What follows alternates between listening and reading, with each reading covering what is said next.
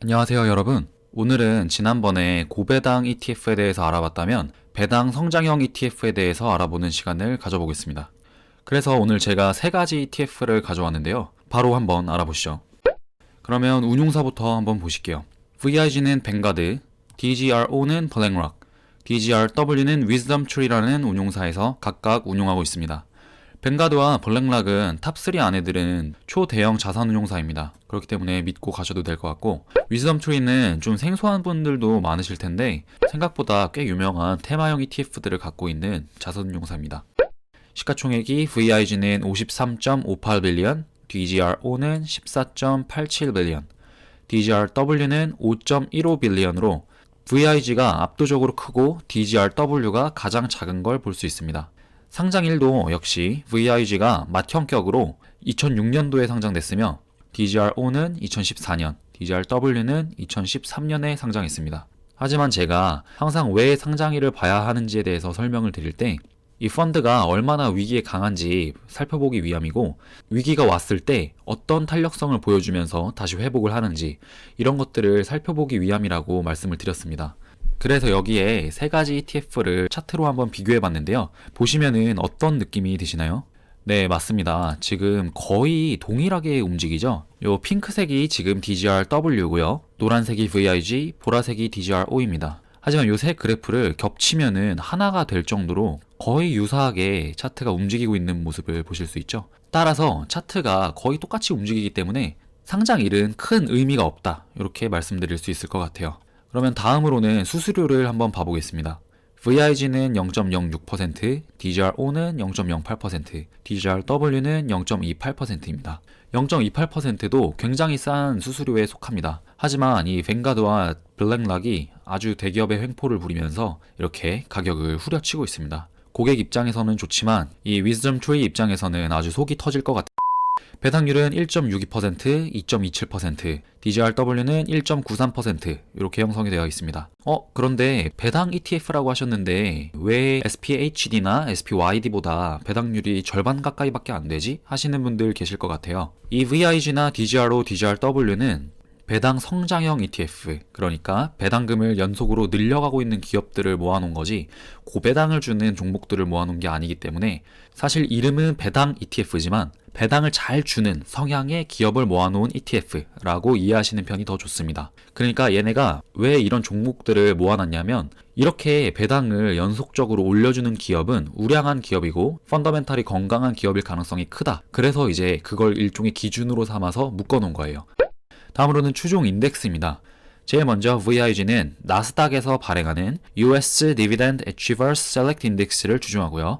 두 번째로는 모닝스타 US Dividend Growth Index라고 모닝스타라는 신용평가사가 있습니다. 이 회사에서 특정한 기준을 가지고 배당금을 계속 성장시켜온 기업들을 따로 빼서 만든 인덱스를 추종합니다. 세 번째로 위즈덤트리는 자회사에서 만든 인덱스를 추종하네요. 그러면 이 친구들의 특징을 제가 안에서 한번 정리를 해봤어요. 함께 보시죠. VIG는 여기 적어놓은 것처럼 10년 이상 연속으로 배당금을 늘린 미국 기업을 담고 있습니다. 그리고 제가 여기 시가총액 가중치라고 적어놓은 거는 이 펀드를 216개의 기업들이 구성을 하잖아요. 이 216개의 기업들을 N방을 해서 담지 않고 시가총액을 기준으로 나눠서 담는 겁니다. 시가총액이 큰 친구들은 비중을 크게 잡고요. 시가총액이 적은 친구들은 적은 비중으로 펀드에 담기게 되는 겁니다.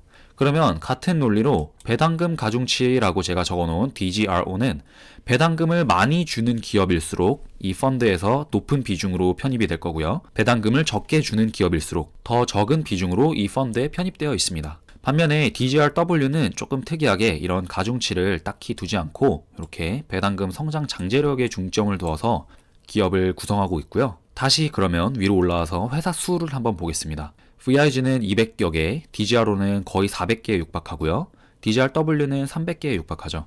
ETF를 고르는데 크게 참고해야 될 지표는 아니지만 한 번쯤 알고는 계셔야 된다, 이렇게 말씀드리고 싶습니다. 그러면 저희가 표를 보면서 이런 큰 틀을 한번 짚어봤으니까 개별 ETF로 넘어가서 그 ETF들이 담고 있는 섹터나 기업들을 살펴보겠습니다. 자, 먼저 VIG의 탑 10 섹터를 살펴보겠습니다. 컨슈머 소비재가 가장 높은 비중을 차지하고 있고 테크놀로지랑 산업재, 헬스케어가 뒤를 이루고 있습니다. 금융주가 6.2%인 점 기억해 주시고요. 기업을 보시면 월마트, 마이크로소프트, P&G, 비자, 유나이티드 헬스, 존슨앤존슨, 홈디포, 월트 디즈니, 컴캐스트, 펩시 전부 다 유명하고 여러분들이 쉽게 들어보셨던 기업이죠. 기업에 대한 설명은 딱히 안 해도 될 것 같습니다. 다음으로 넘어와서 DGR5의 섹터를 보겠습니다.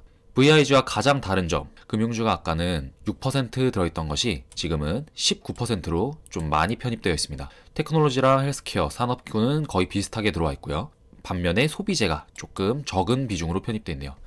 VIG랑 DGR로는 금융주랑 이 소비재가 서로 바뀐 섹터 구성을 보여주고 있다. 이렇게 생각하시면 될 것 같습니다. JP모건, 그 다음에 뱅크 오브 아메리카 이런 금융회사들이 들어와 있는 것을 볼 수 있고요. 아까 VIG에 없었던 버라이즌 통신회사도 들어와 있고 멀크, 파이자 같은 제약회사도 찾아볼 수 있네요. 여기 애플도 눈에 띄고요. 마지막으로 DGRW의 섹터 구성비를 보겠습니다. 이 DGRW도 앞에 나온 두 ETF와 구성비가 아주 달라요. 테크놀로지가 25%로 가장 크게 들어와 있고 금융주는 다시 다운됐으며 소비재도 이렇게 적게 편입되어 있죠.